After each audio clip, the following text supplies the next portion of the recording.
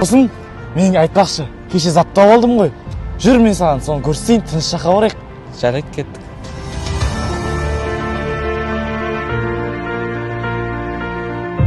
Досым, саған айтқан затым көрсетейін.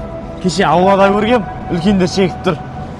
Үлкендер ешқашан жаман айтпайды ғой, үлкеннің айтқанын тыңдау керек. Мен де көргем, үй жақта бір үлкен кісілер шегіп отқан. Кел.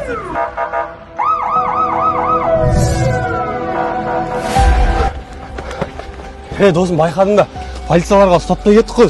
Барлығы осының арқасы ғой. Мен өзімді бір сүре сенің қолдамаған дұрыс еді. Құмарадың арақ үйленіп кетесің, басында осындай болады барлығы. Бір түрлі ұттым. Нормально, досым,